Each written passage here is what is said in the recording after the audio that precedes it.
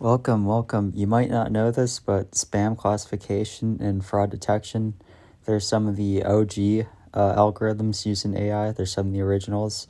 And companies, like Yahoo and Google, they've been using spam classification since the 90s, for their email services like Gmail, things like Hotmail. It's been around pretty much forever, and we're going to show you how AI does it, how AI does the spam classification. Now, welcome to the channel. I'm Andy. I'm a data analyst with close to a decade's worth of experience. I have a master's in data science, and today we're going to see how AI classifies spam, and we're going to go over one such algorithm called naive Bayes. So let's start. So imagine we have a data set of different emails, and all the emails are classified as spam or not spam. And each email, of course, it contains a set of words, the email. Now, you can create a histogram for each word in each category that is spam or not spam. And you can also find the probabilities. So you can see the probability of the word free, given that the message is spam right here. You can see it's like the free word count over the total word count.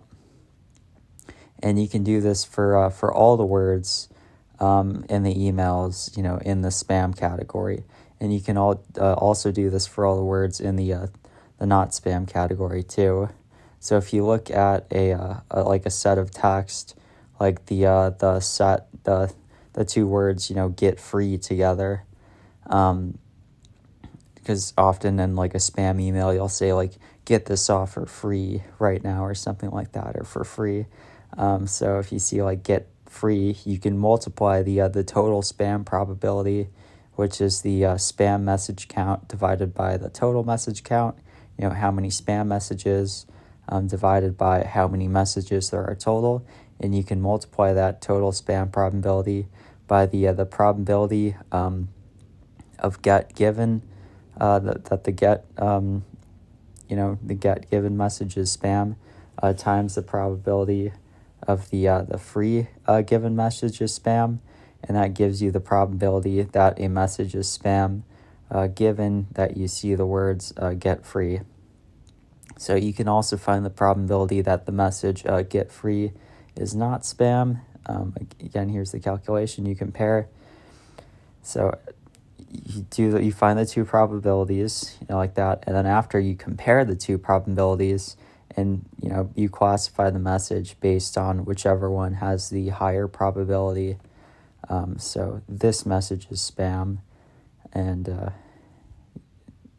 because of that, or it's not spam. So here's an example of a longer sentence. That's probably more in line with an email you would get, and you can you compare the two probabilities again, and then you classify it based on whichever is higher. And that's the naive Bayes algorithm. It's really easy. They've been using it for pretty much forever.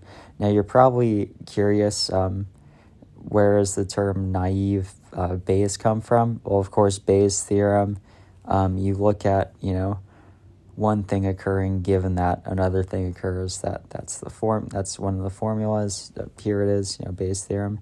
And then you see the word naive. With that, we use that term because it's making an assumption that each word is independent of the other. In other words, the word order does not matter. That's why we're calling it naive. So naive Bayes, it treats, words, like they're not, like the word sentence doesn't matter. So go to the store is treated the same as store the to go, Now one makes sense and one doesn't, but naive Bayes treats them the same just because you're only looking at word counts, So they're more sophisticated algorithms to classify spam, but this one, was one of the first ones used, and it's very simple to understand. I hope you enjoyed the video. Thank you.